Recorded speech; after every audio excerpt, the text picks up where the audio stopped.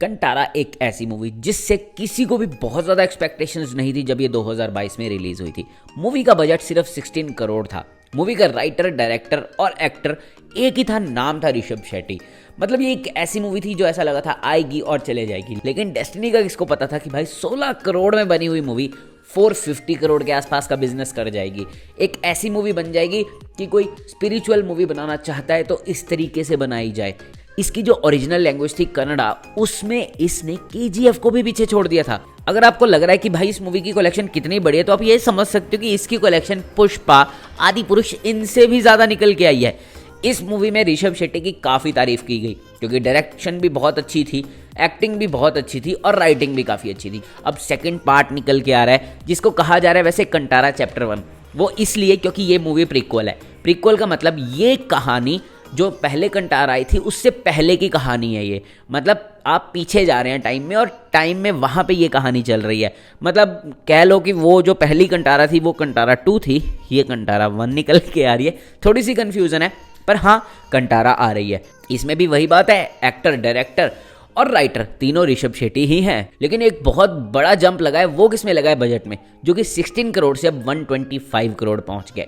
इसकी आज first look reveal की गई, छोटा सा टीजर निकाला गया 90 सेकंड्स का, लेकिन वो 90 सेकंड्स इनफ थे लोगों की जो एक्साइटमेंट थी इस मूवी के लिए उसको बरकरार रखने के लिए कि लोग भाई दोबारा से इसको देखने जाएं।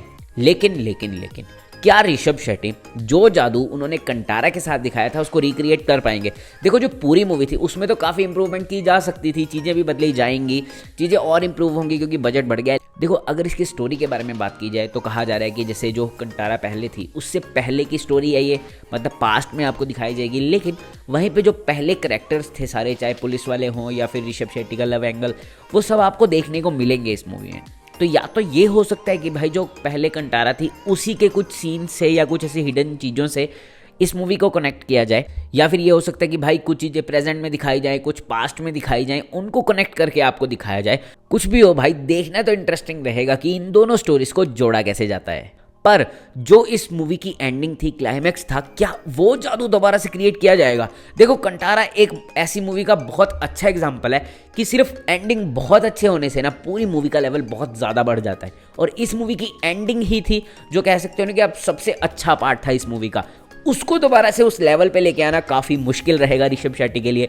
पर जो टीजर निकल के आया है उसमें जो उनकी लुक देखने को मिल रही है, देखो, जो कंटारा थी उसमें ऋषभ शेट्टी के कैरेक्टर का नाम था शिवा, और जो उसमें पीछे बैकग्राउंड म्यूजिक चला था उसमें भी शिव जी की काफ़ी चीज़ें कही गई थी, उनकी काफ़ी चीज़ें बताई गई थी। अब इस मूवी में ऋषभ शेट्टी की जो लुक है वो शिव जी से काफ़ी ज़्यादा रिजेंबल कर रही है। क्यों? क्योंकि उनके हाथ में त्रिशूल दिखाई दे रहा है। जैसे शिव जी अपने सिर पे चंद्रमा देवता को धारण करते हैं, वो उनकी आंखों में भी दिखाई दे रहा है। मतलब वो आपको एक लुक ऐसा दिखा रहे हैं कि जैसे ये शिव जी ही हैं।